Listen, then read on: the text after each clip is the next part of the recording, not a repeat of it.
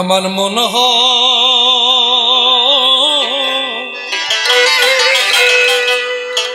হয়েছে উড়াল পাখি কেমনে ধরে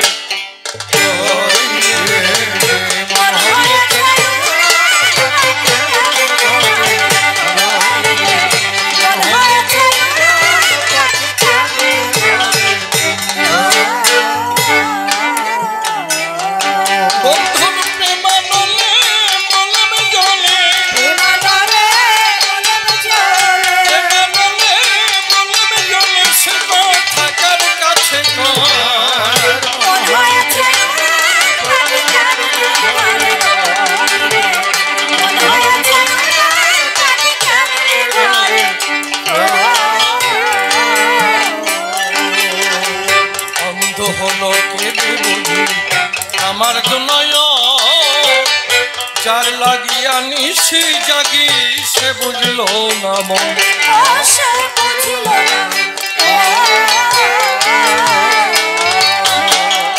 অন্ধ হলো কেঁদে বুঝি আমার দুনয় যার লাগিয়া নিশি জাগি সে বুঝলো না মন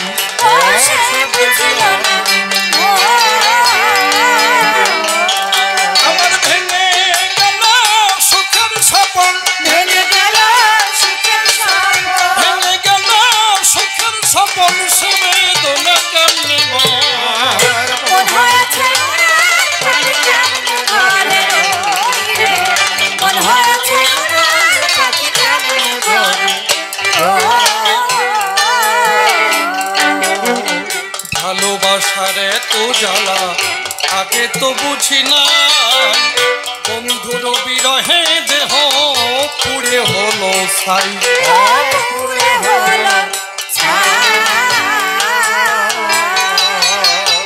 ভালোবাসার এত জ্বালা আগে তো বুঝি না বন্ধুর বিরহে দেহ পুড়ে হলো ছাই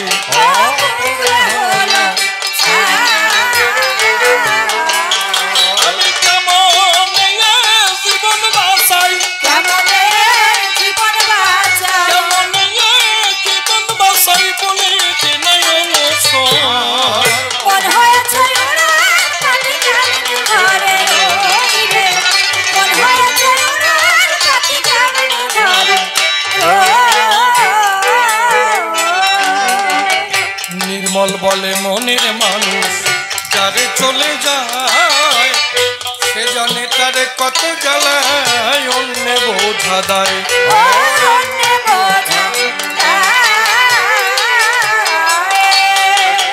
নির্মল বলে মনের মানুষ যারে চলে যায় সে জানে তারে কত জ্বালায় অন্য বোঝা দেয়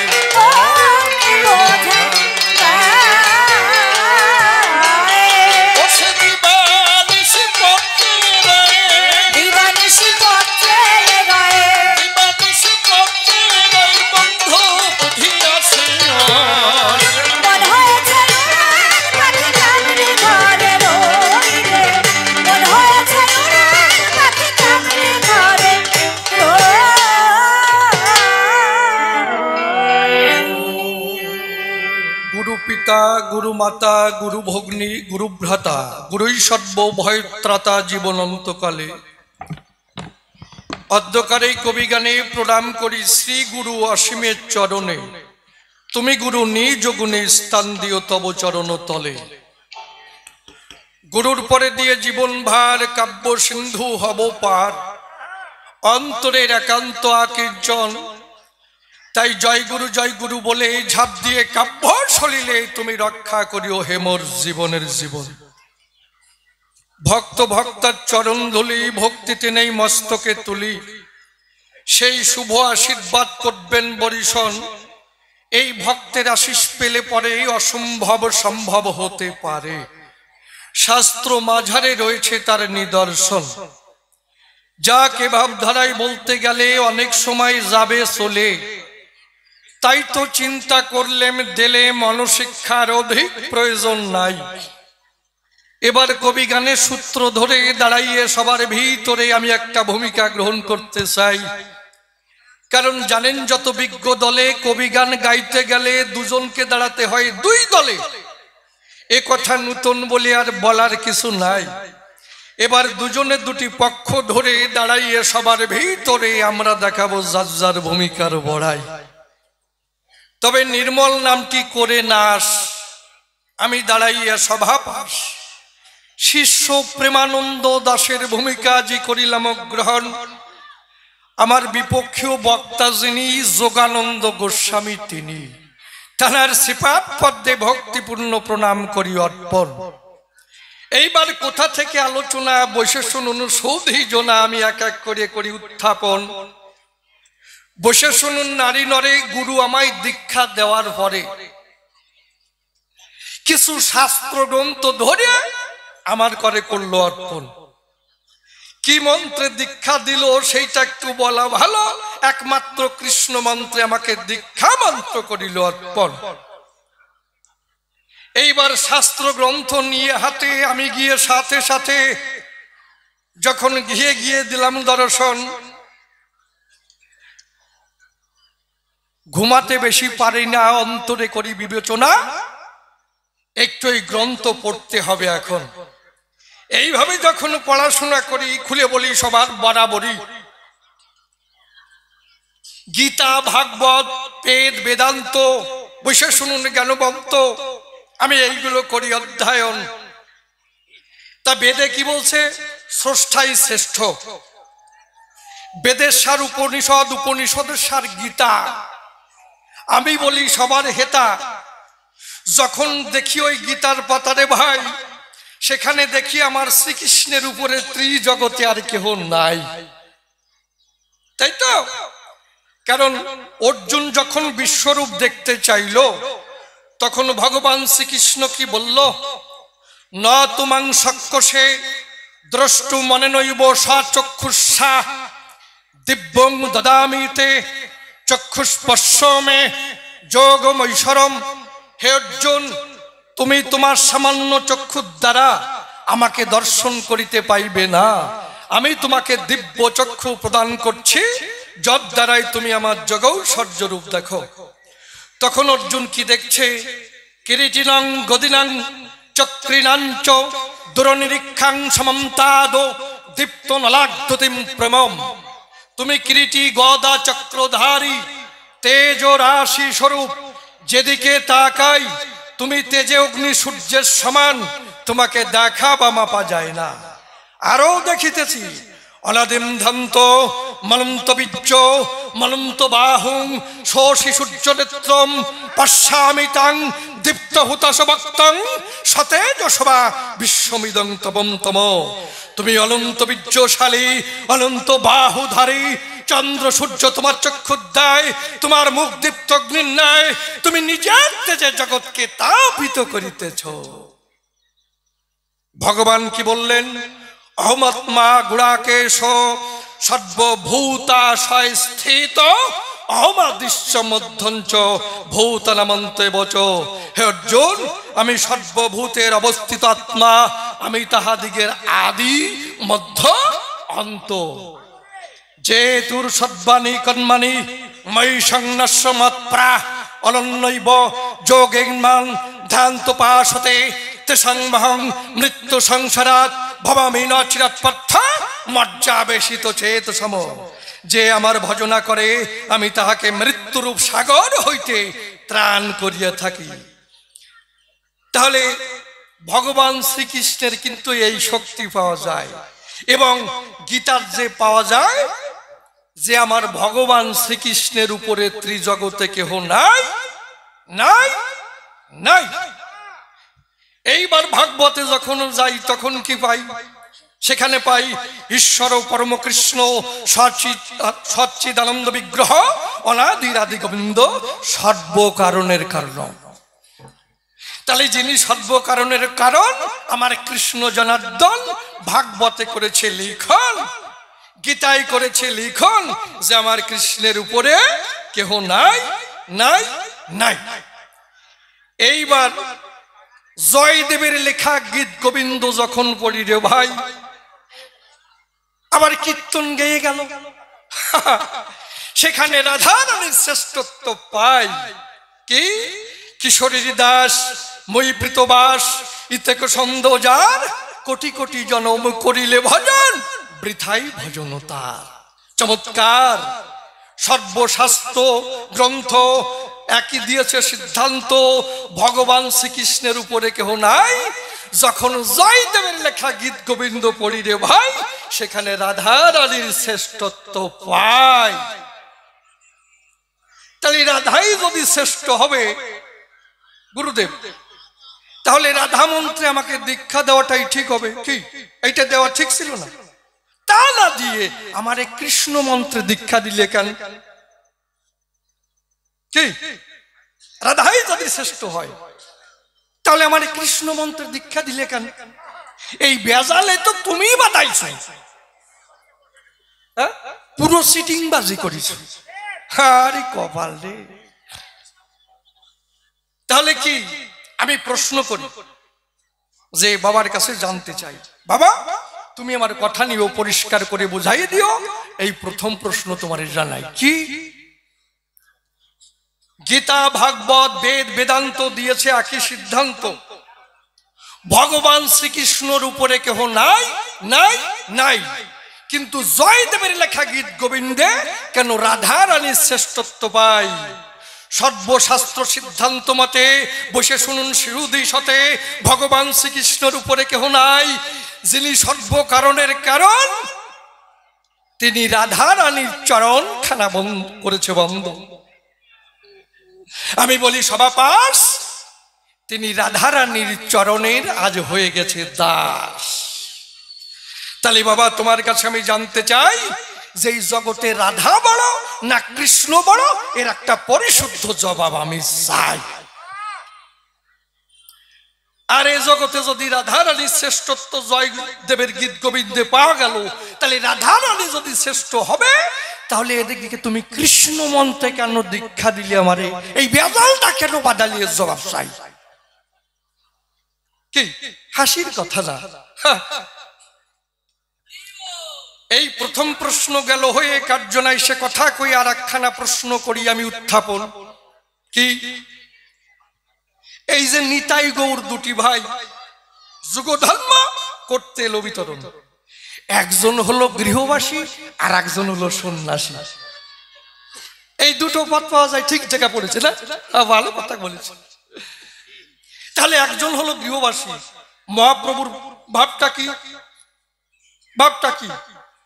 একেবারে কর্তালে বাড়ি বেরিয়ে সংসার ছেড়ে পালায়, কি কোনো কাজ নাই। যদি মহাপ্রভুর ভাব ধরি দাঁড়িয়ে বলি সবার বরাবরই প্রথম বিবাহ করতে হবে, বউটা যদি কোনো কায়দায় না মারে, মশরির মধ্যে একেবারে কালকৌটো সব ঢুকাই দিয়া ওইটারে দংশন করাইয়া মেরিয়ে তারপরে আর একটা বিয়ে করে কর্তালে বাড়ি মেরে হরি বল বলে হরে কৃষ্ণ বলে সংসার ছেড়ে চলে যেতে হবে। কি কায়দা রে মশাই! এই একটা পথ। কি সাপে কেটে মারা যাবে, তারপরে আর একটা বিয়ে করে হরে কৃষ্ণ। এইবার যদি নিত্যানন্দর পথ ধরি, কি বলবো সবার বরাবরই সংসার করতে হবে। দুটো বিয়ে করেছিল, কথা মিথ্যা নয়, 8টা সন্তান জন্মায়। আমার নবদ্বীপের নিত্যানন্দের জয় দেয়। আরে কায়দা রে! জয় নিতাই, নিতাই জয় দেয়। আচ্ছা, এদিকে হচ্ছে সংসার ছেড়ে যেতে হবে, আর এদিকে নিতাইয়ের পথ সংসারে থাকতে হবে। শাস্ত্রে কি বলেছে? হে মন তোমারে বলিব কি, সংসার বাসনা শ্রম কেবল ছাইতে ঢালিয়েছ ঘি, দিবস রজনী লিখিছ পড়িছ ভাবিছ গণিছ, তাই খাইতে শুইতে উঠিতে বসিতে তিলক মাত্র বিশ্রাম নাই। ভেবে দেখো কেবা কার, যে করে সে আপনার, কারো কর্ম করে নাহি যায়। সংসার বিষের লাড়ু, কি বুঝে খাইছ ভাড়ু, দেখো জীর্ণ কইল সর্বাকার। তাই নয়? দেখো না জীবন শুধুই পবন, যাইতে কি তার বাধা, তবে কিসের তরে এতকো খাটনি খাটিয়ে মরিছ গাধা।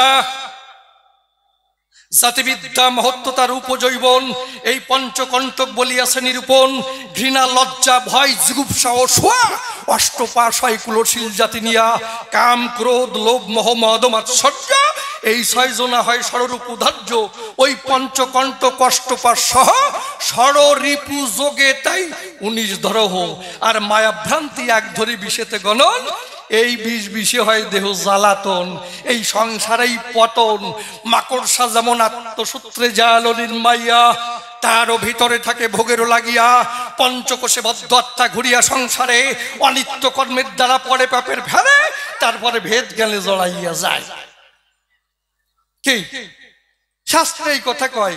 তাই এই যে দুটো পথ পাওয়া যায়, এদিকে মহাপ্রভুর পথ আর এদিকে নিত্যানন্দর পথ। এদিকে বলে সংসার করি না, আবার ওদিকে বলে সংসার করো। এদিকে মহাপ্রভু করেছে ঘোষণা, তোমরা কাষ্ঠের নারী পর্যন্ত দর্শন করিও না, আর ওদিকে নিত্যানন্দ 2 বিয়ের বেশি না করিয়ে পারে না। এ কোন কায়দা রে মশা? তাই এই যে দুটো পথ পাওয়া গেল, গুরুদেব আমার কাছে খুলে বলো, কোন পথে সহজে সেই ঈশ্বরের সান্নিধ্য পাওয়া যায়? সেই পথ এই জীব গ্রহণ করবে, অন্তর দিয়ে দেখলাম ভেবে আমারও যাতে সদ্গতি হয়। কি এই কোন পথ শ্রেষ্ঠ হবে? নিত্যানন্দর পথ না মহাপ্রভুর পথ? এই ভোগ ভালো না ত্যাগ ভালো? এইটা একটু আমার কাছে খুলে বলো। এই আর একখানা প্রশ্ন দাঁড়িলাম তোমার রাঙ্গা পায়। আর একটা প্রশ্ন করিয়ে যাই, কি করবো? গুরুদেব যখন কাছে পাই সহজে ছেড়ে দেব না রে ভাই। এই সাধু গুরু ইনাদের মুখে কি শোনা যায়? যে ভগবান বলেছে, আমা হইতে নাম বড়, নাম হইতে ভক্ত বড়, বলে নাই? আচ্ছা, ভগবান থেকে কি করিয়ে ভক্ত বড় হয়? তাহলে এই জগতে ভগবান বড় হবে না ভক্ত বড় হবে? ভক্ত যদি বড় হয়, কোন তত্ত্বের দ্বারাই ভক্ত বড় হয়, সেই তত্ত্ব কথা তুমি প্রকাশ করে যাবে। কি ঠিক আছে? হ্যাঁ, এই জন্যে তবে যেভাবে প্রশ্ন করি, আমি সংক্ষিপ্ত প্রশ্ন করি, তুমি যেন সংক্ষিপ্ত জবাব দিয়ে চলে যাই না। কি গল্প একটা বলবো? বলবো? আমার একটু মানা করে দেখেন তো, আমি না বলে যাই নাকি? আরে বাবা, একটা ছেলে বাইরে লেখাপড়া করে, ওর বাবার একটা পাটের ব্যবসা আছে, পাটের গুদাম আছে। তো ওই ছেলেটার যখনই টাকা পয়সার প্রয়োজন হয়, তখন বাবার কাছে চিঠি লিখে, আর চিঠি কি 7-8 পাতা। পূজনীয় বাবা, মা কেমন আছে, পাড়ার সবাই কেমন আছে, অঞ্চলের সবাই কেমন আছে, আমাদের যে গাভীটি ছিল সে কি বাচ্চা দিয়েছে, কতটুক দুধ হতে পারে। শেষে লিখে, বাবা আমার টাকার প্রয়োজন। ওর বাবা বলে, টাকার কথাটা বললেই তো হয়ে যায়, তাই 7-8 পাতা লেখার দরকার কি? বাবা আমি ব্যবসায়ী মানুষ, তোর নাই জ্ঞান নাই হুঁশ, একটু সংক্ষিপ্ত করে লিখতে পারিস না? অত বড় চিঠি আমার পড়ার টাইম আছে। ছেলেটার রাগ হয়েছে, ও আমি বিদেশে থাকি, বাবা মায়ের মুখ দেখতে পাই না, একটু বড় করে চিঠি লিখি, তাই বাবার পড়ার টাইম নেই। আজকে সংক্ষিপ্ত লিখবো, এমন সংক্ষিপ্ত লিখবো বাবারও বোঝার কায়দা নেই। ছোট্ট একটি কাগজ ধরে লিখছে, পূজনীয় বাবা, নাই টাকা, পকেট ফাঁকা, ইতি তোমার খোকা। তা ওই চিঠি পৌঁছানোর আগের দিন ওর বাবার কাছে কি বলবো রে বাপ, ওর বাবার পাটের গুদামে আগুন লেগে গুদামখানা পুড়ে হয়ে গেছে সাফ। এমন সময় ছোট্ট চিঠি পেয়েছে, বাবার মন তো আনন্দে ভরে গেছে। যাক, ছোট্ট করে লিখতে বলেছিলাম, ছোট্ট করে লিখেছে, ছেলের তো বুদ্ধি শুদ্ধি হয়েছে। খুলে দেখে, ওরে সর্বনাশ, পূজনীয় বাবা, নাই টাকা, পকেট ফাঁকা, ইতি তোমার খোকা। ওর বাবা বলে, আমার বুদ্ধিও চোখা, তুই আমারে বানাস বোকা। এই আমিও জবাব দেব, অন্য কোনো কাগজ লাগাবো না। ওই চিঠির উল্টো পিঠে বাবা জবাব দিচ্ছে। কি ছেলে কি লিখেছিল? পূজনীয় বাবা, নাই টাকা, পকেট ফাঁকা, ইতি তোমার খোকা।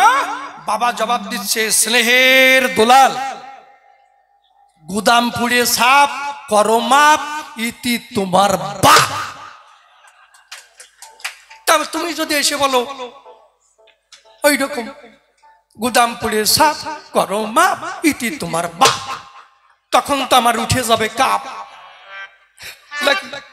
এই জন্য চরণ ধরে করি মালা, বাবা এই জাতীয় সংক্ষিপ্ত জবাব দিয়ে চলে যাইও না। যাক, তবে আর বেশি বলে কার্য নাই সভাস্থলে। এইবার করি একখানা গানের আয়োজন। আছেন যত বিজ্ঞ শ্রোতা, পালন করে নীরবতা, আমার গানের দিকে রাখেন দিয়া মন।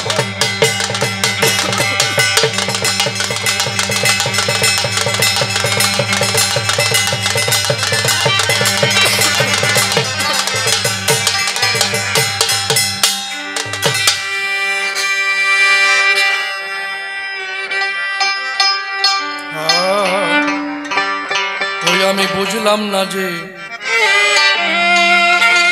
খেলা চলেছে নিরন, আমি বুঝলাম না যে খেলা চলেছে নিরন্তর, আমি বুঝলাম না যে খেলা চলেছে নিরন্তর।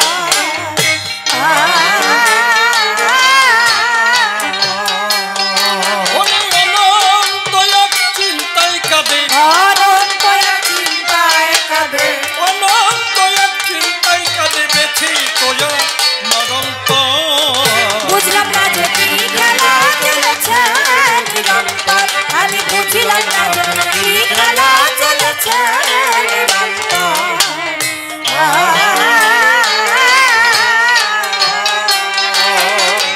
কবে প্রথম সৃষ্টি ধারা প্রবাহে ভেসে প্রাণের কণা প্রকাশিল মানুষের বেশে, মানুষের বেশে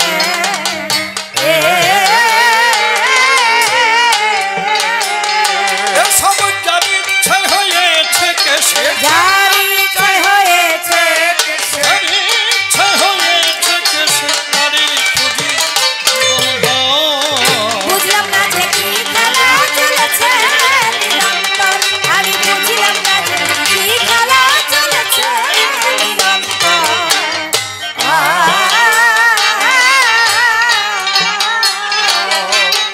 অনন্তকাল রকেট যদি চলে অনন্তে, পৌঁছাবে কি কোনদিন সেই অনন্তের প্রান্তে, সেই অনন্তের প্রান্তে।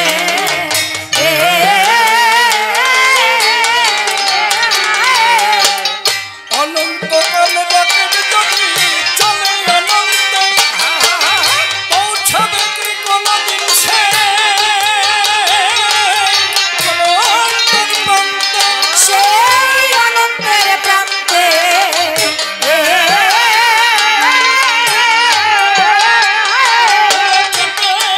ছোটার জানতে, ছোটার জানতে, ছোটার জানতে অনন্ত প্রেমের বুঝলাম না যে কি খেলা চলেছে নিরন্তর, আমি বুঝলাম না যে কি খেলা চলেছে নিরন্তর।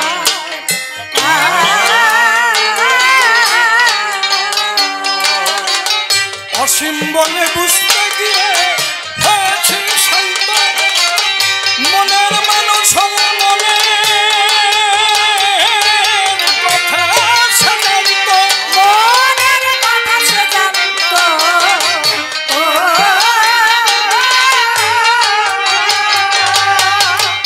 অসীম বলে বুঝতে গিয়ে হয়েছি শান্ত, মনের মানুষ মনের কথা শান্ত, মনের কথা সে জানত।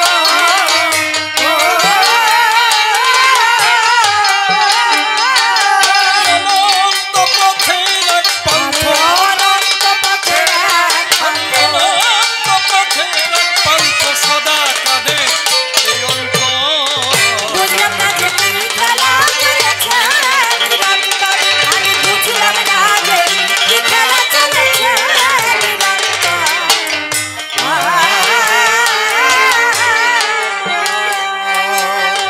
যেভাবেতে প্রশ্ন আমি করলে উত্থাপন, আপনারা বসে বসে শুনলেন জ্ঞানীজন, সর্বশাস্ত্র সিদ্ধান্ত আমি বটে পাই শ্রীকৃষ্ণের উপরে আর জগৎ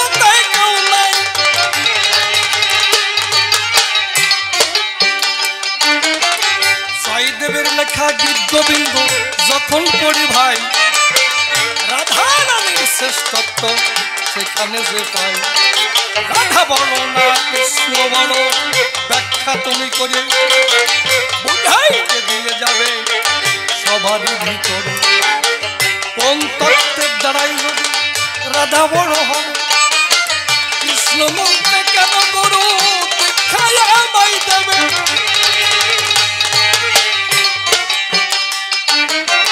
সিটিং বাজি কেন করলে জানিবারে চাই, ভালো করে বুঝাইয়ে দাও সভ্য সবার খাই। আমি প্রশ্ন করেছি দাঁড়াইয়ে সভায়, আপনারা বসে বসে শুনলেন শুধু চয়। নিতাই গৌর দুটি ভাই জগতেতে এলো, হরিনাম বিতরণ তারা করতে বলেছিল।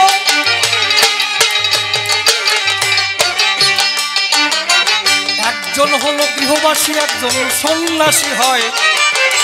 এই দুটো পথ কিন্তু পাওয়া বটে যায়। এই পথের মধ্যে কোন পথ শ্রেষ্ঠ বটে হবে, শ্রেষ্ঠ পথের কথা তুমি আমায় বলে যাবে। এই তত্ত্ব জানতে আমার হলো কিঞ্চন, তোমার চরণে প্রশ্নমালা করলাম নিবেদন। সাধুগুরুর মুখে আবার শনিবারে পাই, আমার হতে নাম বড়, নাম হতে ভক্ত বড় পাই। ভক্ত বড় না ভগবান বড়, ব্যাখ্যা তুমি করিয়ে বুঝাইয়ে দিয়ে যাবে সবারই ভিতরে। এই তত্ত্ব জানতে আমার হলো কিঞ্চন, আর একখানা প্রশ্ন করলেন সবারই স্মরণ।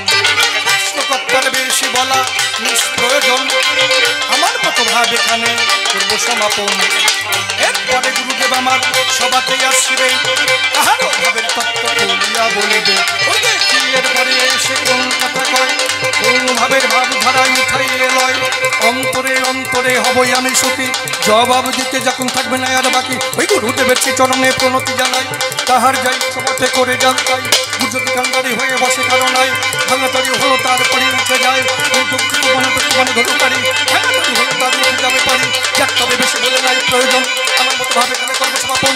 এদিকে তার সম্মান যা অন্য লোকই যায় সবার চলন, ভুলি দেবেন আমার সুরে চলে যায় যে। এদিকে তো ক্যান্সার মাতৃ জাতি যায় সবার সম্পত্তি। এই পর্যন্তই আমার ভাব অন্য হয়ে গেল।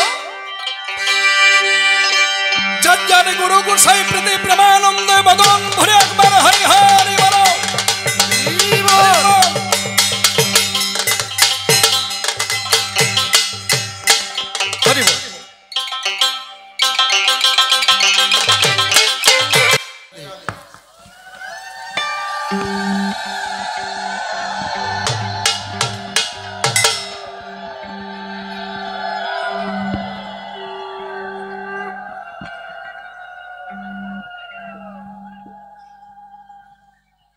আমাদের মানব জীবন, প্রত্যেকটা জীবন এক একটা ফুলের মতো।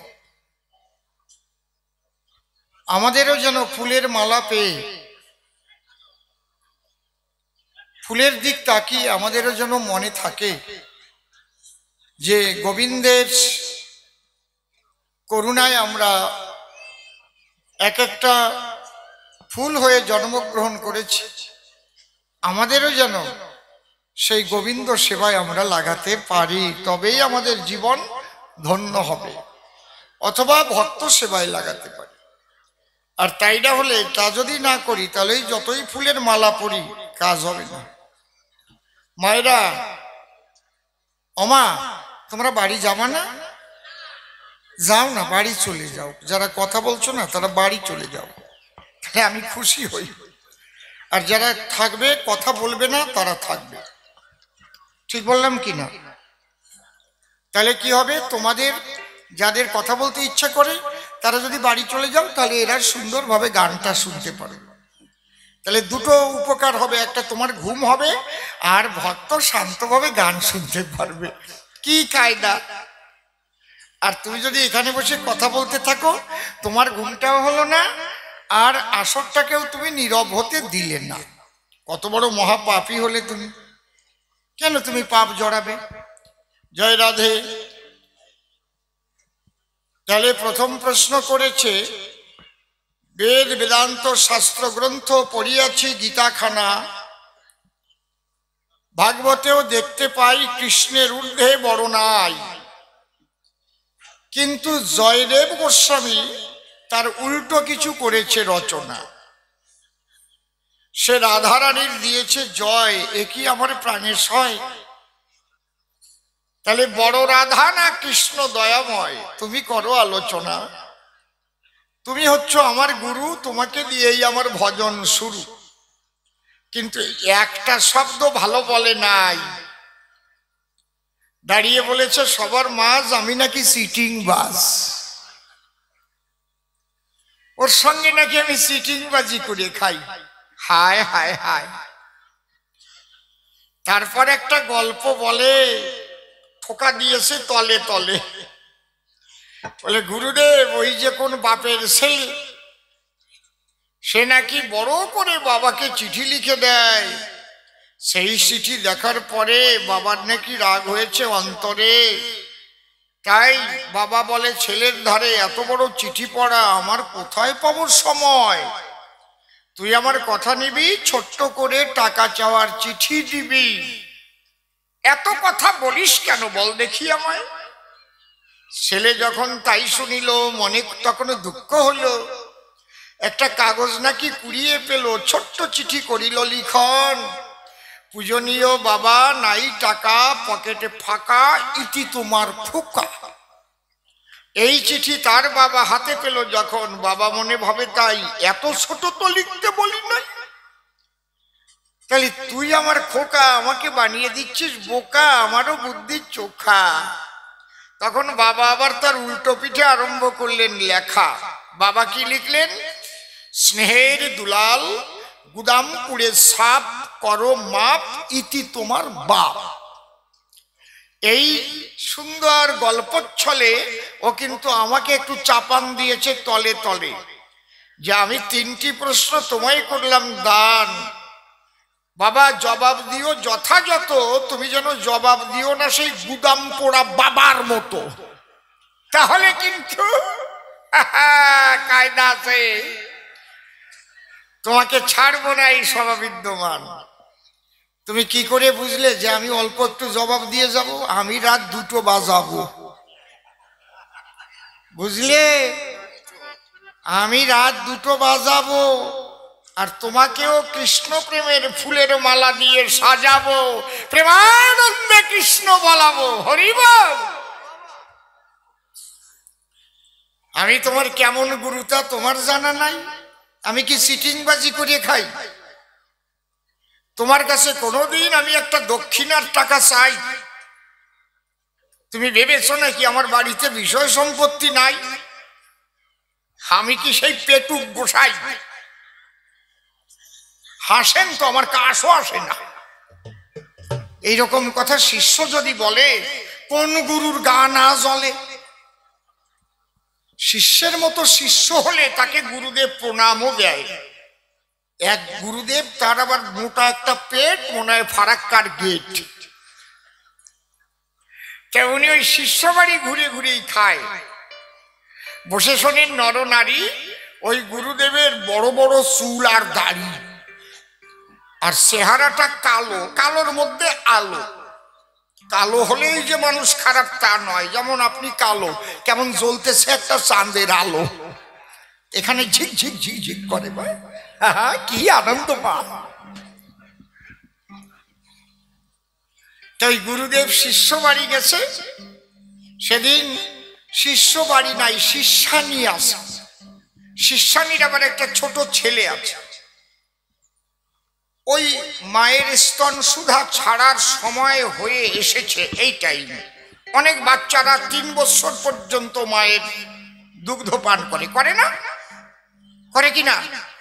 আমি তো 6 বছর পর্যন্ত খাইছি। তা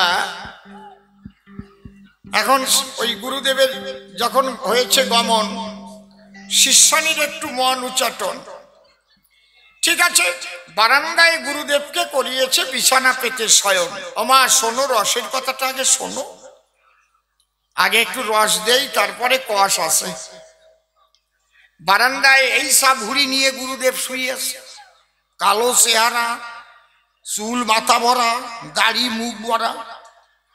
আর ঘরে ওই শিষ্যানি বাচ্চা নিয়ে শুয়ে আছে। বাচ্চা রাত্রিবেলায় কাঁদছে।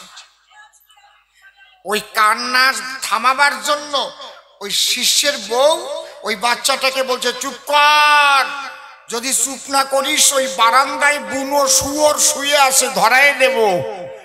গুরুদেব মনে মনে ভাবে, তাই শিষ্যের বাড়ি এসে কি বুনো শুয়োর হয়ে যায়?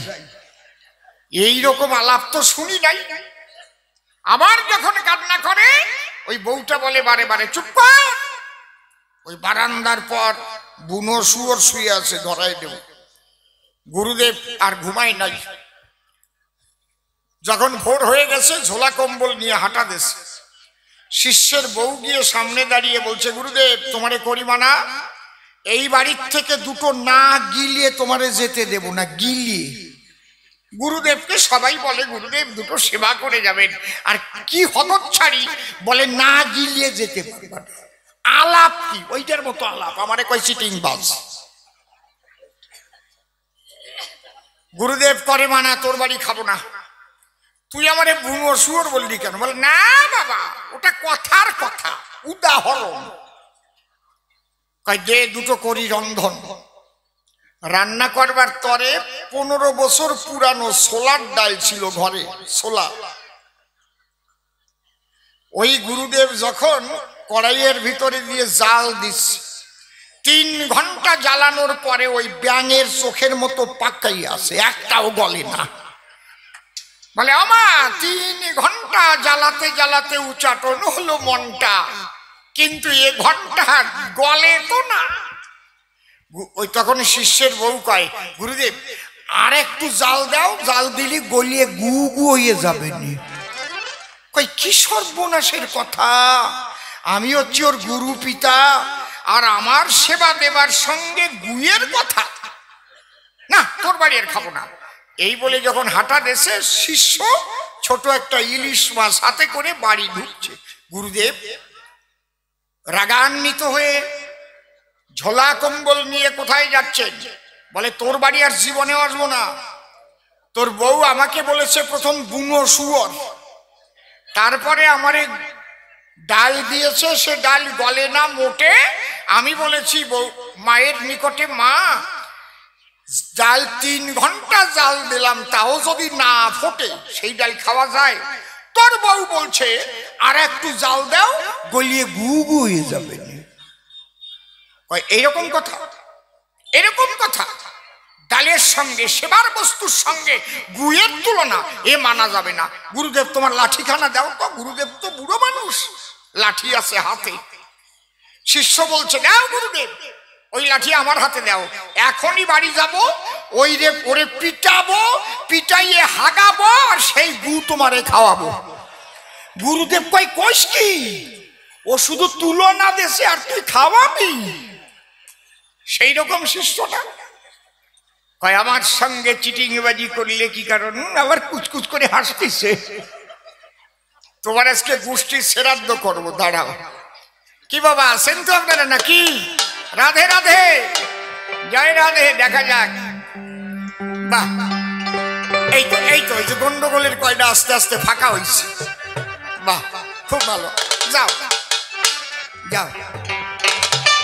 হা হা হা।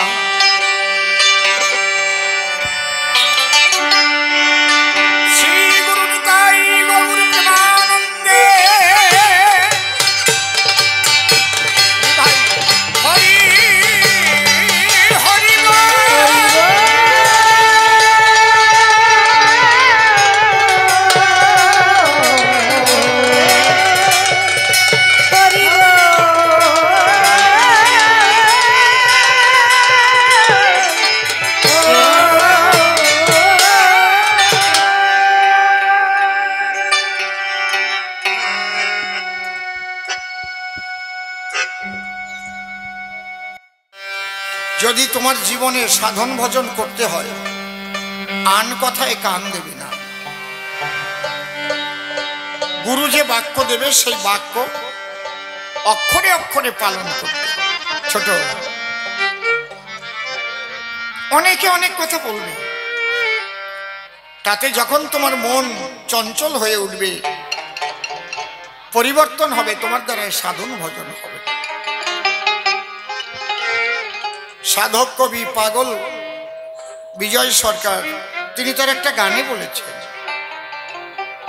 জীবনে মোর যত আসুক প্রকৃতির ঘোর পরিহাস, যেন তোমারে না করি অবিশ্বাস।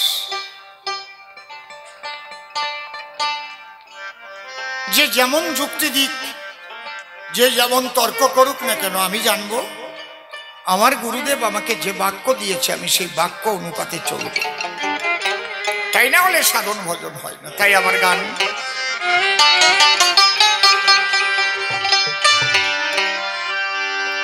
ও তুই আন কথায় কান দিস না পাখি,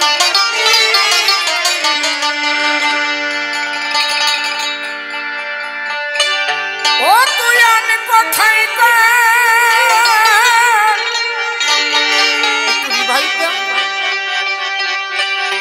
ও তুই আন কথায় কান দিস না পাখি। রিপিটটা হবে না, রিপিটের আগে হারাবি পরম ধনে,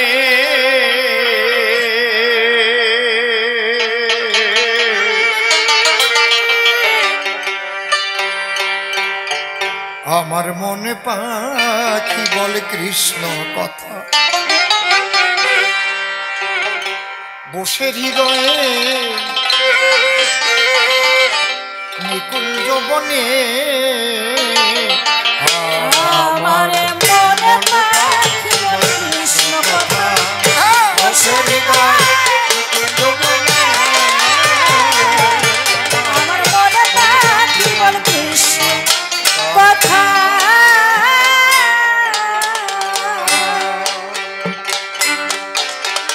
ও তুই আনে কথায় কান দিস না পাখি, আরে কথায় কান দিস না পাখি, আনে কথায় কান দিস না পাখি, হারাবি পরম ধনে। মনে পাখি বলে কৃষ্ণ কথা, বসে হৃদয় নিকুঞ্জ বনে, আমার মনে পাখি বলে কৃষ্ণ কথা। সেই বনেতে আছে রে এক বিষয়ের বৃক্ষ,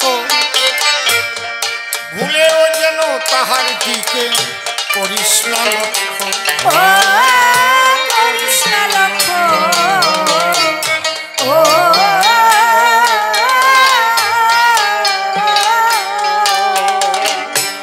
সেই বনেতে আছে রে এক বিষয়ের বৃক্ষ,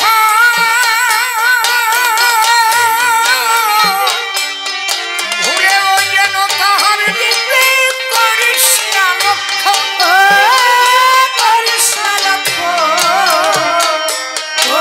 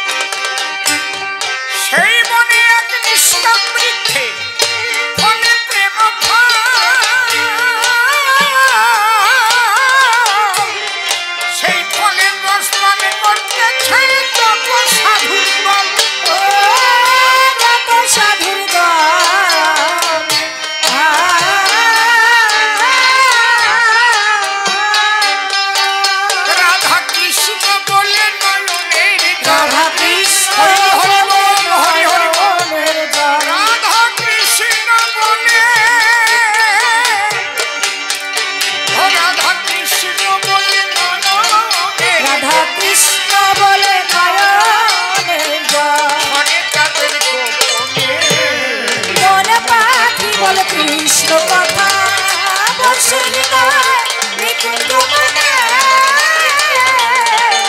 আমার মনে পাখি বল কৃষ্ণ কথা অধম বলে মন পাখি ঘর গোপিকার সভা আমার গোলক তারক মহানন্দ অশ্বিনীর যে ভাব ও শিনির যে ভাব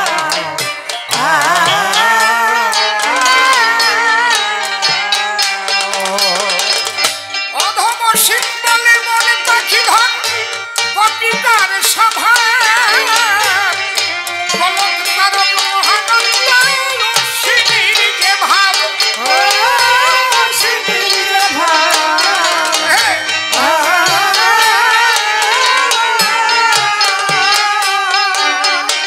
তোর হৃদয়ে জাগবে মহাভাব হৃদয়ে জাগবে মহাভাব তোর হৃদয়ে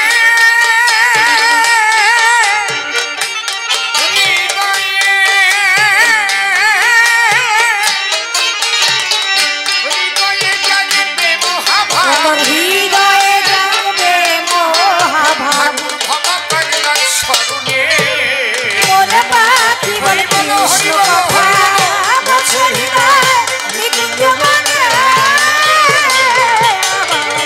মনে পাখি বলে কৃষ্ণ কথা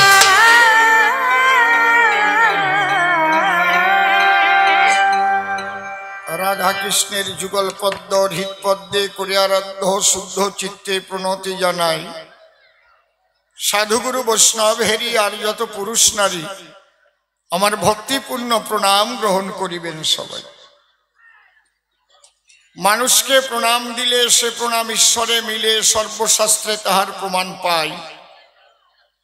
কবি চণ্ডীদাস যিনি উচ্চকণ্ঠে বলেছেন তিনি সবার উপর মানুষ সত্য তাহার উপর নাই। স্বামী বিবেকানন্দ একই কথাই দিয়েছে আনন্দ। উচ্চকণ্ঠে ঘোষণা করেছে বিশ্ব চরাচর একটু টোন টোন বহুরূপের সম্মুখে তোমার ছাড়ি কোথা খুঁজিছে ঈশ্বর জীবে প্রেম করে যেইজন সেইজন সেবিছে ঈশ্বর। ঠাকুর ভবা পাগলা আসি বাজাইলেন মিলনবাসী বললেন সবার পাশাপাশি আমি মানুষ ভালোবাসি আমি মানুষ ভালোবাসি কোনো তীর্থের নাই প্রয়োজন গয়া গঙ্গা কাশী আমি মানুষ ভালোবাসি। সেই মানুষের চরণ লক্ষ্য করে প্রণাম করি বারে বারে। মানুষে যদি কৃপা করে আমাকে কৃপা করবেন কৃষ্ণ কাল ও শশী। বন্দনার ভাব করে শেষ বক্তব্য করিব পেশ সবিশেষ সবার মধ্যে জানাই নিবেদন। এই মিলন বাজারে কবি গান আমার জীবনের নূতন অনুষ্ঠান। ইতিপূর্বে এই সভাস্থান আমি কখনো দেইনি দর্শন, তবে এখান দিয়ে আসি যাই মন্দিরের দিকে আমি অনেকবারই তাকাই আর মনে মনে ভেবেছি তাই এই মন্দিরে কি কোনো উৎসবের হয় না আয়োজন? এই মন্দিরে যদি ভালো উৎসব হয় আর আমাকে যদি নিমন্ত্রণ দেয় তাহলে এই সভায় কবি গান করিব কীর্তন। বসে শোনেন নারী নরে আমার মনের ডাক পৌঁছিয়েছিল রাধা গোবিন্দের পদনখরে। তে কারণে কর্তৃপক্ষ নিমন্ত্রণ দিয়ে আমারে সদল বলে এনেছে হেথায়।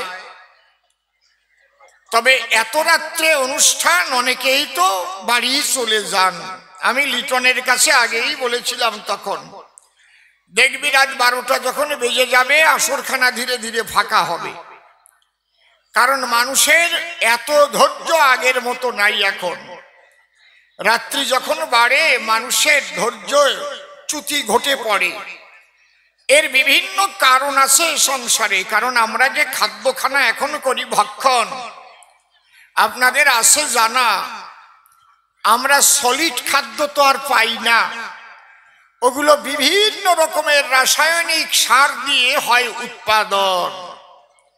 ওইগুলো আমাদের শরীরে যায়, আমাদের জীবনী শক্তি কমিয়ে দেয়, এই জন্যে অল্প বয়সে বৃদ্ধ হয়। এই কথা বলে না আমা, একটাও কথা বলবো না, বাড়ি যাও না, আস্তে আস্তে উঠে বাড়ি যাও। যারা যারা যাবা যাও, কিন্তু কেউ কথা বলো না। এই জন্যে আমি অন্তরে করি ধার্য, আগের মতো মানুষের নাই সেই ধৈর্য। তবু যারা মনে মনে করেছেন চিন্তন, দেখি অসীম সরকার কি বলে দাঁড়াইয়ে সভা তলে, আমরা রাত্রিতে বসে সেই তত্ত্ব কথা করিব শ্রবণ। তারা থাকবেন এখানে বসে, আমি এসেছি আপনাদের পাশে। কেউ কেউ আমাকে শুধু একটু দেখবার জন্য আসে, ভাবে যে টিভির পর্দায় মুখটা ভাসে, একটু মুখোমুখি করি দর্শন। দেখা হলো, মুখোমুখি, মনপ্রাণ হলো, একেবারে সুখী। তারপরে একজনকে একজন বলে ডাকি, চলো বাড়ির দিকে করি গমন। প্রকৃত ভক্ত যারা দেখবেন একজনও যাবে না তারা। এইবার আমার শিষ্য, আমার কোলের সারা, সে তিনখানা প্রশ্ন আমায় করেছে উত্থাপন। অন্তরে আমার আছে, ভাবো এক এক করে জবাব দেব। এবার প্রথম প্রশ্ন কি করেছে করে দেই স্মরণ। ডেকে বলে, সবার ঠাই শ্রেষ্ঠ কৃষ্ণ মালিক সাই, সর্বশাস্ত্রে তাহা পাই, কিন্তু গীত গোবিন্দের আধার আনির শ্রেষ্ঠত্ব দিল কি কারণ? আবার ভগবান বড় না ভক্ত বড়, তুমি তার মীমাংসা করো। হে গুরু, তোমার কাছে করিব শ্রবণ। খুব ভালো প্রশ্ন। বাবা, আমার কথা খুব ভালো করে শুনে লবা। গীতা কিংবা ভাগবতে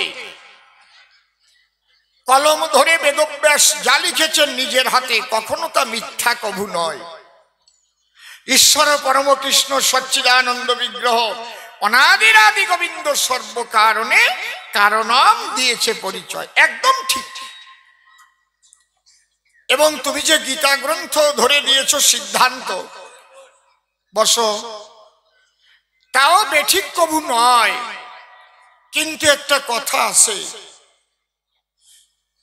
এইটা খুলে বলি তোমার কাছে। দেখো এখানে কতজন কত রকমের যন্ত্র বাজায়। এই যে শ্যামল বাবু ঢোল বাজায়, তার ঢোলে যেন ময়না পাখির মতো কথা কয়। একা একা সেই ঢোল বাজনা কি করেছে প্রশিক্ষণ? খুলে বলি আপনাদের কাছে, ওর কিন্তু একটা গুরু আছে। আছে কিনা বলুন মহাজন? আবার হারমোনিয়াম যদি ধরে, তাতেও সুন্দর সুর তুলতে পারে, দোতারাও বাজাতে পারে, গানও ভালো গায়। তাহলে প্রত্যেকটার গুরু আছে, গুরুর কাছে শিখেছে। তাছাড়াও ওর কিন্তু একজন দীক্ষা গুরুও আছে মহাশয়। তাহলে দীক্ষা গুরু শিক্ষা গুরু দুটোই গুরু পাই। তাছাড়া অনেক গুরু আছে, আমরা জানি তাই। বেহালা বাজাতে গেলে শেখা যায় না গুরু না হলে। আবার হারমোনিয়াম বাঁশিতে যখন সুর তোলে, তারও গুরু চাই। তাহলে কৃষ্ণ হচ্ছে জগৎ গুরু, আমি স্থায়ী দিয়ে করি শুরু। কিন্তু সেই কৃষ্ণ রাধাকে কেন করল গুরু, এইটাই খতিয়ে সবাই বুঝতে পারে নাই। মূলত কৃষ্ণ হচ্ছে নিরাকার। মূলত কেমন নিরাকার? আমি একটা উদাহরণ দিচ্ছি আপনাদের ধারে। এখানে শিক্ষিত সমাজ, কবিগান গাইতে এসেছি আজ। আপনারা জ্যামিতি পড়েছেন। যখন জ্যামিতি বই প্রথম হাতে পেলেন, সেই জ্যামিতির মধ্যে প্রথম কি সংজ্ঞাটা শিখেছিলেন একটু বলুন তো আমার ঠাই। জ্যামিতির প্রথম সংজ্ঞা কি মনে আছে? কারো মনে আছে? রাইট, কে বললো হাত তোলেন? Very good. এই তো, জ্যামিতি করতে গেলে প্রথম সংজ্ঞা আসে চলে, বিন্দু কাহাকে বলে। তাহলে বিন্দুর সংজ্ঞা কি লেখা আছে সেখানে? যার দৈর্ঘ্য এবং প্রস্থ কিছুই নাই, শুধু অবস্থান আমরা পাই, তাহাকে বিন্দু বলা হয়। এই সংজ্ঞা কি ঠিক? মোটেই ঠিক না। যার অবস্থান আছে, তার দৈর্ঘ্য প্রস্থ কিছু না কিছু আছে। ঠিক বললাম না বেঠিক বললাম? একটা ফোঁটা দিয়ে দেখেন আর ধরে দেখেন আতসি কাছে, পাওয়ারফুল কাছে, ওই ফোঁটাটা কত বড় দেখা যাচ্ছে। তাহলে ওর কিছু না কিছু দৈর্ঘ্যপ্রস্থ আছে, ধরে নেওয়া হয়েছে যে দৈর্ঘ্যপ্রস্থ কিছু নাই, শুধু অবস্থান আছে। ঠিক ওই রকম আমরা ধরে নিয়েছি ঈশ্বর নিরাকার। কেন? তাকে দর্শনের মতো শক্তি নাই আমার। আর একটু বিজ্ঞান ভিত্তিক আলোচনা করি, দাঁড়ায় সবার বরাবরই। আমরা যার কথা শুনলে এখনো আটকে উঠি, ভয়ে মরি। ছোট্ট একটা ভাইরাস, তার নাম কি? করোনা। যদি কারো হয়, নিজের বউ ও স্বামীরে কয় সরোনা। বিদেশি যারা, বিদেশে তো যান নাই আপনারা, কে গেছেন আমি জানি না। আমেরিকায় গেলে পরে বসে শোনেন নারী নরে, একজন একজনকে দেখলে পরে আগে ওরা ধরে এই চুমো খাতো। চুমো খাওয়া বন্ধ করে দেশে করোনাতে। কেউ আর চুমো খায় না, হাতেও হাত দেয় না। কেন? ওই যে লালা লাগার আছে ভয়, যদি চুমো খেয়ে করোনা হয়। করোনা আপনারা কেউ দেখেছেন? কথা বলবেন। যা দেখেন নাই তার এত কেন ভয়? কায়দা আছে। করোনা আমরা দেখি নাই, কিন্তু আমরা ভয় পাই। এই ভাইরাস করতে নিরূপণ আপনাদের আছে জানা। করোনা ভাইরাস শুধু চোখ দিয়ে দেখা যায় না, অনুবীক্ষণ যন্ত্রের সাহায্যেও এটা করা যায় না দর্শন। শক্তিশালী অনুবীক্ষণ যন্ত্র হলে করোনা কি দেখা চলে? নয় নয় নয়, একমাত্র ইলেকট্রনিক্স অনুবীক্ষণ যন্ত্রের দ্বারাই, যাহাকে মাইক্রোস্কোপ বলা হয়, তার দ্বারাই করোনার ভাইরাস করে দর্শন। আমার কথাই করবেন লক্ষ্য, তাহলে ওটা কত সূক্ষ্ম। কথা নয় অসঙ্গত। পৃথিবীতে যদি কোনোদিন মাইক্রোস্কোপ তৈরি না হতো, তাহলে এই ভাইরাস বলে কিছু আছে কেউ জানতে পারত? কথা বলেন, জানতে পারত? Very good. ঠিক ওই রকম ঈশ্বর নিরাকার। সেই ঈশ্বর দেখার শক্তি কার? দেখেন, সারা পৃথিবীতে নয়, অনন্ত কোটি ব্রহ্মাণ্ডের মধ্যে শ্রেষ্ঠ হচ্ছে সনাতন হিন্দু ধর্ম। কেন? কিসের তার মর্ম আজকে শুনে যান। সনাতন ধর্মের 3 প্রকারের সাধনা দেখা যায়। সনাতন ধর্মে এক রকমের সাধনা নয়, সাধনাকে 3 ভাগে ভাগ করা হয়। কি? কথা বলো না। জ্ঞান, যোগ, ভক্তি 3 সাধনের বসে ব্রহ্ম, আত্মা, ভগবান ত্রিবিধ প্রকাশ। বোঝা যাচ্ছে? জ্ঞান, যোগ, ভক্তি। একটা জ্ঞানের সাধনা, একটা যোগের সাধনা, আর একটা ভক্তির সাধনা। এই জ্ঞানের সাধনা করে যারা সনাতন ধর্মে নিরাকারবাদী হয়, তারা নিরাকার ব্রহ্ম ছাড়া তারা অন্য কিছু বোঝে না মহাশয়। আর যোগের সাধনা যারা করে, তারা জ্যোতিস্বরূপ আত্মাকে দেখে আপন ঘরে। আর ভক্তির সাধনার দ্বারাই নিরাকার ঈশ্বরকে ঘনীভূত আকারে ভক্তের সঙ্গে মধুর মিলন করা যায়। কাঠের কৃষ্ণ, মাটির কৃষ্ণ, পাথরের কৃষ্ণ কথা কয়, হাসে খেলে নাচে গায়। এই সাধনা অন্য কোন ধর্মের মধ্যে নাই, নাই, নাই। কি হয়েছে? শর্ট খেয়েছে, শর্ট করে ওই দিক ঢুকোই দিয়ে। ঠিক আছে, ওই জায়গায় যায় কেন? ঘষতি ঘষতি। একটু দেখে দাও, একটা লাগাই দাও। ওই যে কি না লাগায় জানো? সেলু টেপ না কি লাগাও। এই আলোচনার মধ্যে এইভাবে ব্যাঘাত ঘটায় না। কোথার থেকে আলোচনা আরম্ভ করেছি বুঝতে পারছেন? এই আলোচনাগুলো শোনার তরে এখনো যারা শান্ত হয়ে বসে আছেন আসরে, আমি করজোড়ে তাদের চরণে আর একটা প্রণাম জানাই। আমি চ্যালেঞ্জ করে বলবো, পৃথিবীতে যত ধর্ম আছে ভাই, এই সনাতন ধর্মের উপরে কোনো ধর্ম নাই। কেন? সনাতন ধর্মে 3 রকমের সাধনার স্বাধীনতা আছে, তার অন্য ধর্মে নাই। অন্য ধর্মে যাবেন শুধু নিরাকার নিরাকার নিরাকারই পাবেন। তাদের ইষ্টকে যদি কেউ মাটি দিয়ে মূর্তি গড়ে, वैसा नहीं चलेगा चराचरे। ठीक बोललाम ना बे ठीक बोललाम? তাহলে আমাদের সমাজে জ্ঞানের সাধনা করে যারা নিরাকারবাদী হয় তারা আমাদের নিরাকারবাদীও আছে, যোগীও আছে, আবার ভক্ত আছে। ভক্তির দ্বারাই নিরাকার সেই ঈশ্বরকে কি করে সাকারে আনা হয়, এর পদ্ধতিটা কি? বসে শোনেন জ্ঞানী দল। আমাদের জীবন বাসে খেয়ে জল। এই জল যেমন তিন ভাবে থাকতে পারে। কি কি ভাবে? গ্যাসিস, লিকুইড, সলিড। বায়বীয়, তরল, আর কি কঠিন। আমি ব্যাখ্যা করে কহিতেছি আপনাদের কাছে। এই ফাঁকা জায়গা, প্যান্ডেলের বাইরেও যাবেন, ফাঁকা জায়গায় জল আছে। ওই জল বাতাসের সঙ্গে বাষ্প হয়ে ঘুরতেছে। যদি বলেন কি করে বললেন আপনি, বলে বাবা দেখবেন আপনারা ভোরে ভোরে ওই জল ঠান্ডা পেয়ে শিশির হয়ে কণা কণা আকারে দুর্বাঘাসের উপর পড়ে, পড়ে কিনা? আপনি গিয়ে রাস্তায় বসে থাকেন, ঘন্টা খানেক মাথা ভিজে যাবে। তাহলে ওই জল কোথায় ছিল? বাতাসের মধ্যে ঘুরতে লাগলো বায়বীয় অবস্থায়।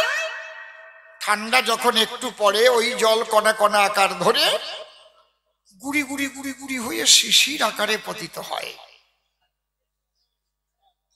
কথা বলিস না বাবা। আর একটু দিচ্ছি পরিচয়। আপনি সকালে মিলন বাজারে যাবেন, মাছ বাজারে বরফ পাবেন, বরফ। ওর একখানা বরফ নেবেন, বাড়ি গিয়ে থালার মধ্যে রেখে দেবেন ভাই।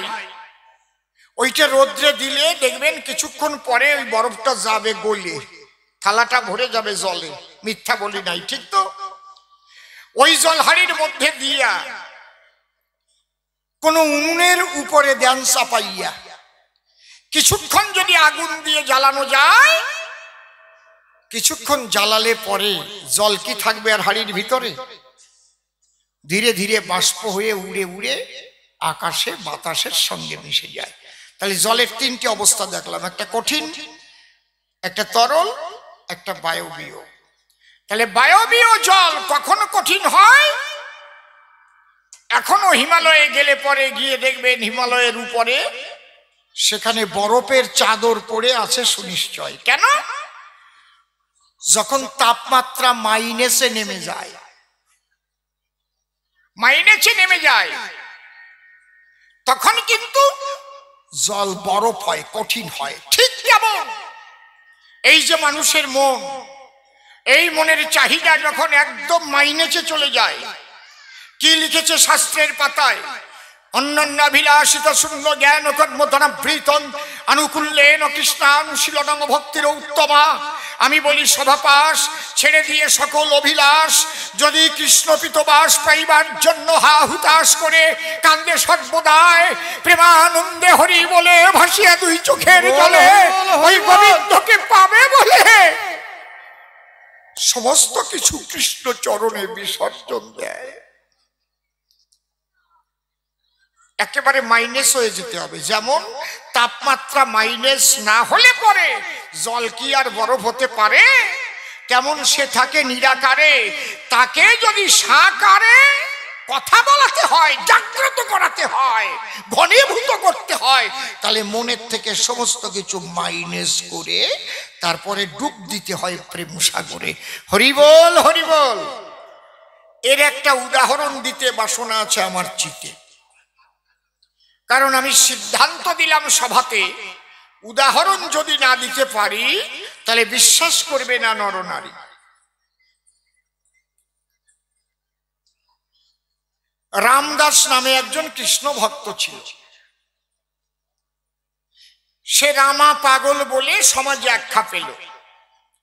তার ঝোলার ভিতরে মাটির একটা কৃষ্ণকে ভরে তাকে নিয়ে খেলা করে। কখনো খিচুড়ি রান্না করে চামচ দিয়ে তার মুখে ধরে, খাও খাও গোপাল খাও খাও।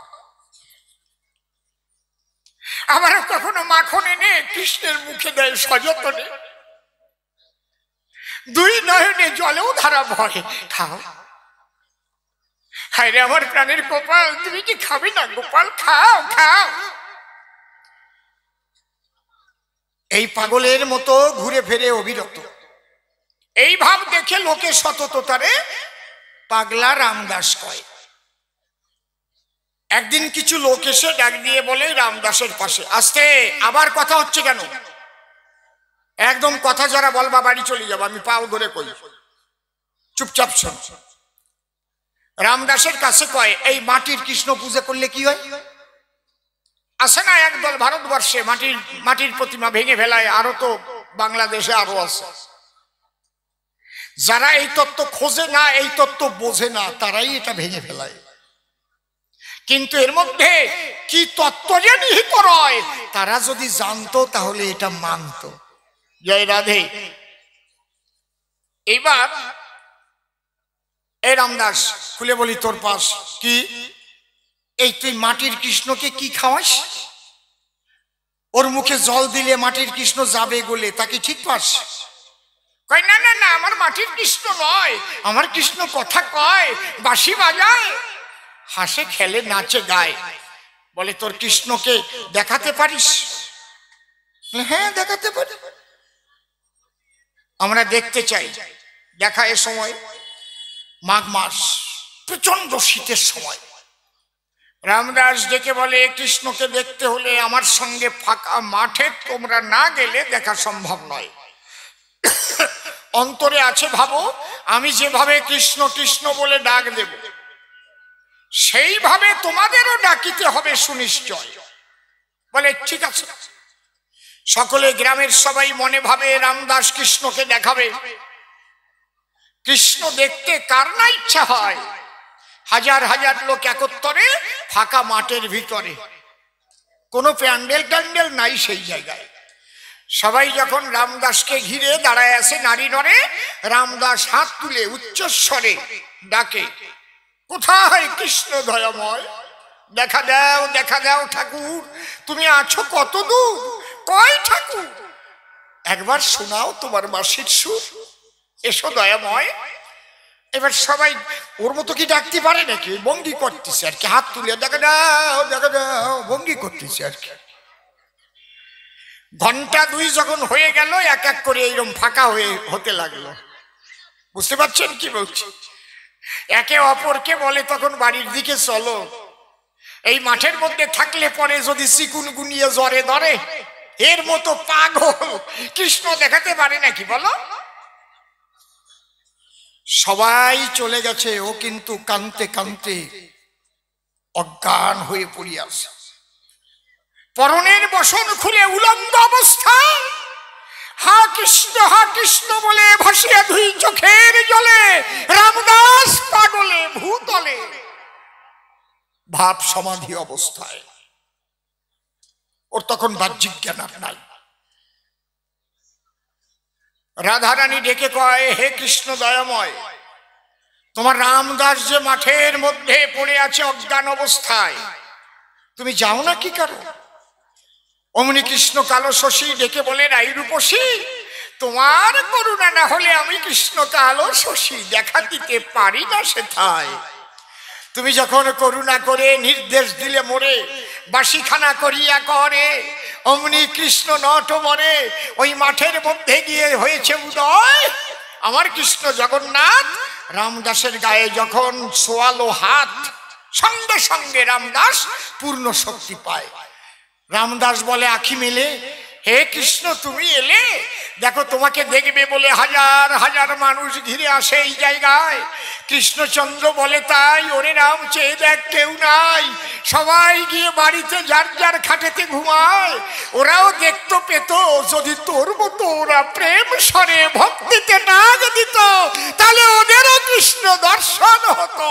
সেই আকুলতা ব্যাকুলতা ওরা পাইবে কোথায়? বোঝা গেল কি? তারে দেখা পাওয়া নয় মুখের কথা, লাগবে তোমার আকুলতা ব্যাকুলতা। তার মধ্যে দিয়ে বিশুদ্ধ ভক্তির যখন হইবে উদয়, মন থেকে সকল টান যখন দূরে যাবে, তখন কৃষ্ণ এসে হাজির হবে। নিরাকার ব্রহ্ম সাকারে দেখা দেবে, ভক্ত ভগবানের মিলন হইবে তথায়। তাহলে কৃষ্ণ নিরাকার, তাকে সাকার করে কে? কে করতে পারে? তারে সাকার কে করতে পারে? ভক্ত। এখানে কৃষ্ণ ভক্ত আছে বলেই তো এই হরিনামের যজ্ঞ হচ্ছে নাকি? এখানে যদি একজনও কৃষ্ণ ভক্ত না থাকতো এই যজ্ঞ এখানে হতো? কথা কন, হতো কি? যেদিন ভারতবর্ষে একজনও কৃষ্ণ ভক্ত থাকবে না সেদিন কৃষ্ণ মন্দির একটাও রাখবে না। যেদিন ভারতবর্ষে রাম ভক্ত একজনও থাকবে না সেদিন ভারতবর্ষে রাম মন্দির একটাও থাকবে না। ঠিক বললাম না বেঠিক বললাম? আরে কথা কন।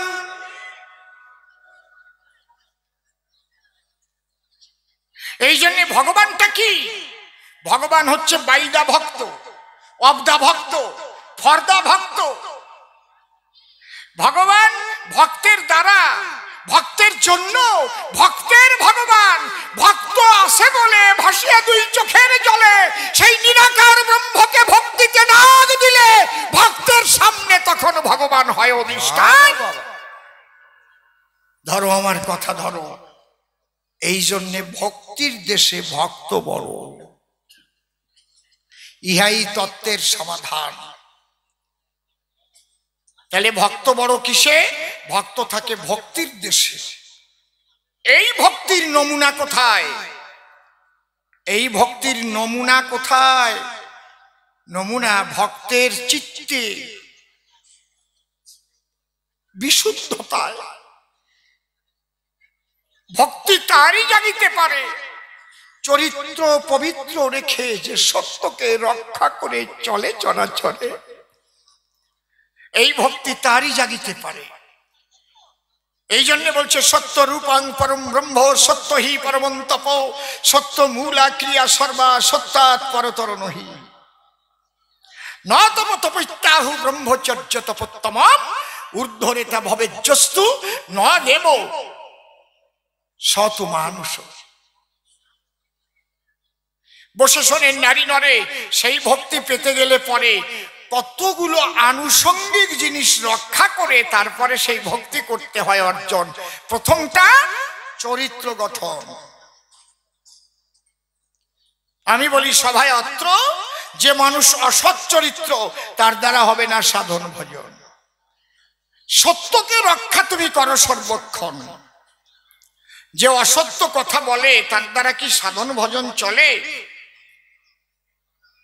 এই জন্য ঠাকুর ভবা পাগলা তিনি নিজের হাতে লিখে একদম শ্বেত পাথরে একে টানিয়ে দিয়ে গেছে কি, সাদা কাগজ কুঁচকে গেলে যেমন ছবি আঁকা যায় না, চরিত্রটা নষ্ট হলে তার সাধন ভজন হয় না।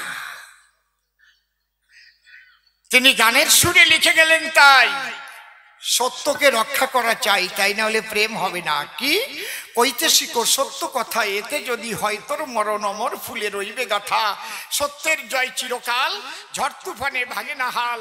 চুবন খেয়েও বাঁচে তারা, তাদের জীবন যায় না বৃথা। কইতে শিখো।